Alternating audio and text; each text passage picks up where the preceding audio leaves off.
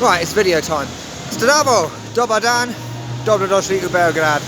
I need to learn some more Serbian, right? Anyway, welcome back to Belgrade.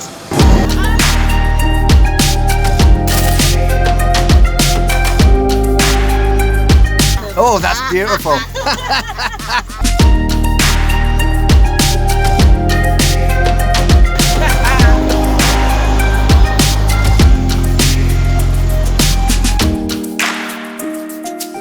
So hello everyone and welcome to Sunday, and it's about 2 o'clock in the afternoon right now, and one thing I keep forgetting about Europe in the winter is the fact that the sun goes down early, meaning I have limited time. So no mucking about today because I don't really want to film in darkness. So today I'm freezing as always, which means we're going to have some food. And on the back of the last video about the burek, I'm aware that the cheese burek isn't necessarily burek, but you know what, I wanted to be different because everyone does the meat one, right? So today we're going to continue with some food.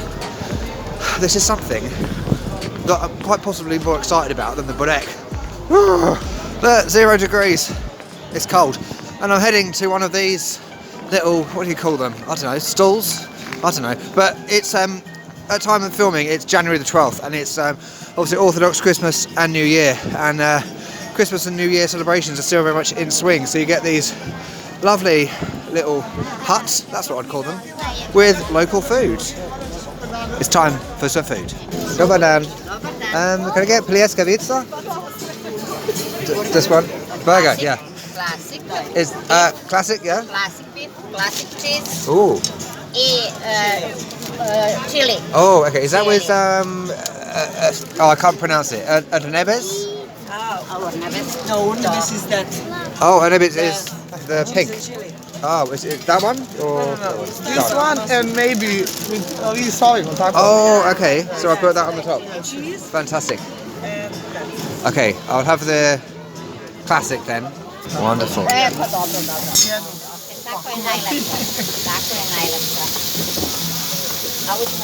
We have kobasica sausage, lots of different kinds of sausage, and meat. Vegans need not apply. Sorry, vegans. Along the front here, lots of different condiments that you can use, salad, cucumber, onions, things like that. And up here, lots of different meats. If you're Serbian, I'm sure you can tell me what these are called. But this is what we are having.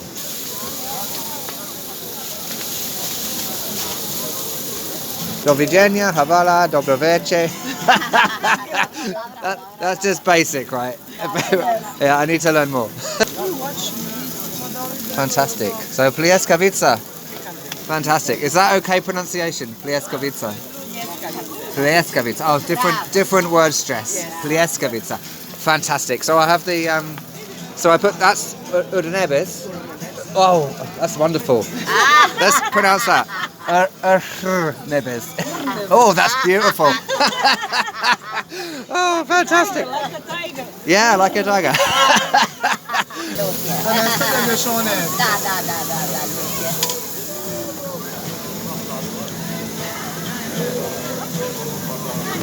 So the lovely ladies have given me my Pljeskavica, word stress, David. I've got the Urnebes, which is like the chili cheese kind of thing. They're laughing at me. And it's a cheese that's very like native to Serbia, and I've got like the chili flakes on the top. There's also like salt and stuff like that. Right, let's try and get some good food lighting. Here is the Pljeskavica. Can you see the size of this? I feel like one of them wildlife presenters, you know, when they see like a massive tarantula or Goliath bird-eating spider. It's the size of my face. It's huge. It's the size of my hand. And yeah, there's a few different varieties. Some have cheese in. This is a classic, but I put the stuff on it, so let's tuck in.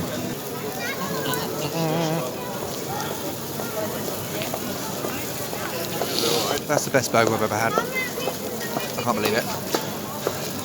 I can't even describe it. Let's get some of the chili stuff. She's laughing at me. She's loving it.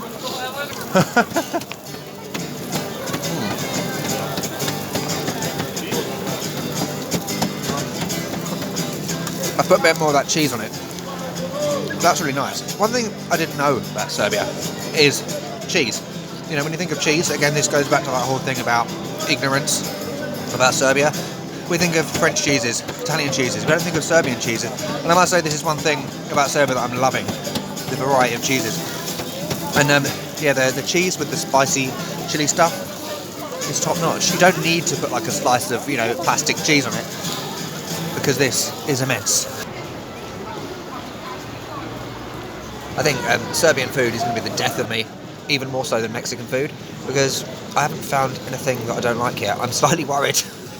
Those ladies were lovely, weren't they? It's great for people to get involved in videos for once. And the thing I want to say is that someone did tell me in a comment that Pljeskavica is kind of the origin of burgers. I don't know if that's true. It might be a myth or a legend. It probably is.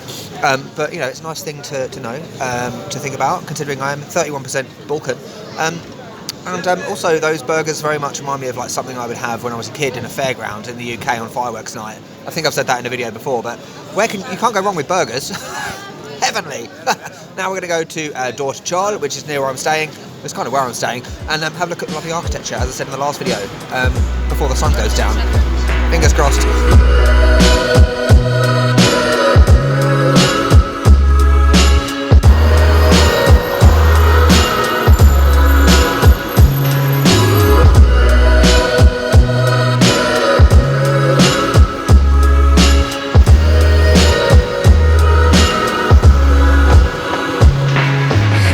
This is Belgrade. This is what I mean about Belgrade. Cobblestone streets, buildings like that are just beautiful. Balconies, those metal railings. Wonderful. And artwork as well, look. Like street art. It's everywhere. I didn't know that about Belgrade. There would be street art everywhere. If you saw the last video, you remember the crazy dog that almost killed me. Let's see if this one's any nicer. Hello. Oh, he's not interested. Is that a Yugo? Old Yugoslavian car. It has got a Y on the front. Let's have a look around the back. It is! It's a Yugo! Oh god.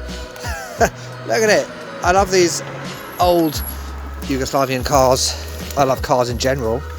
And, you know, something way back from what, the 80s? I don't know. 90s. Wonderful. And I love this whole... just this feeling of being in a southeastern European country in the winter. It's just a different experience, you know. I think when we travel, we think we should always go to hot places and beaches.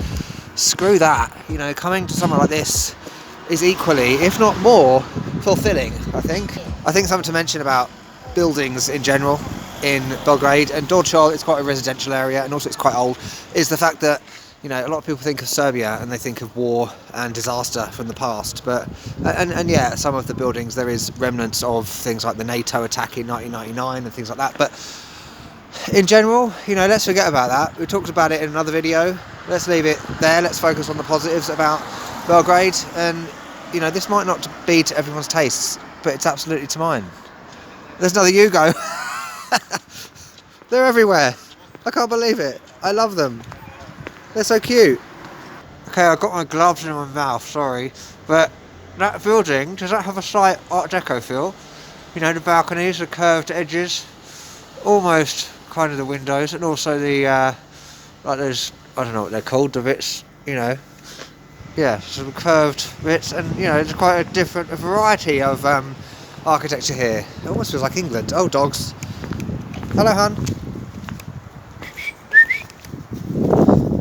Hello. Hello. Hello.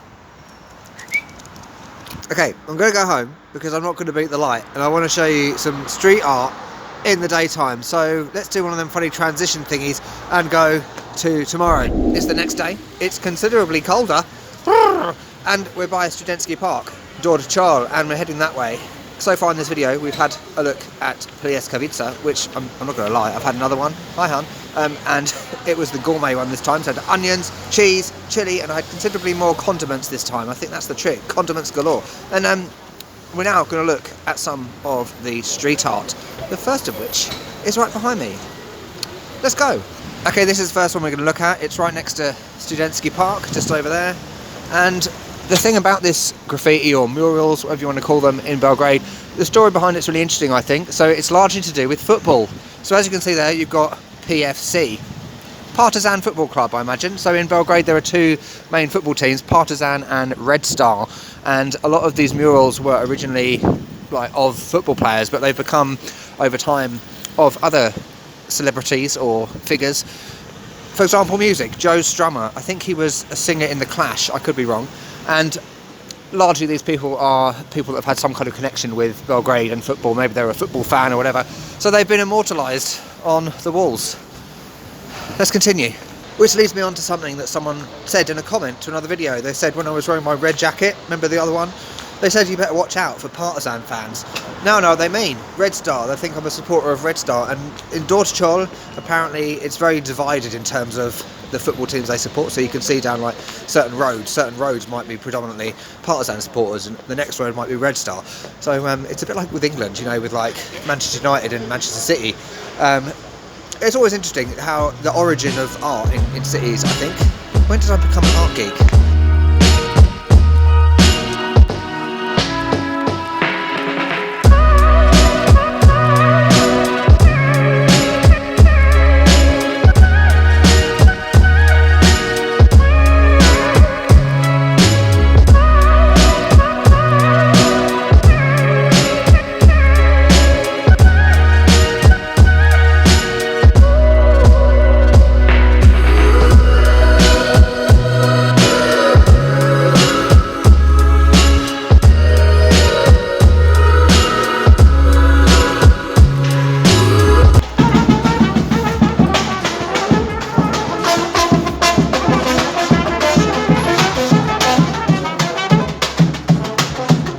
Right, let's bring this video to a close. Okay, I'm sitting outside a kindergarten or something, so there'll probably be children walking past in the background, but that's alright.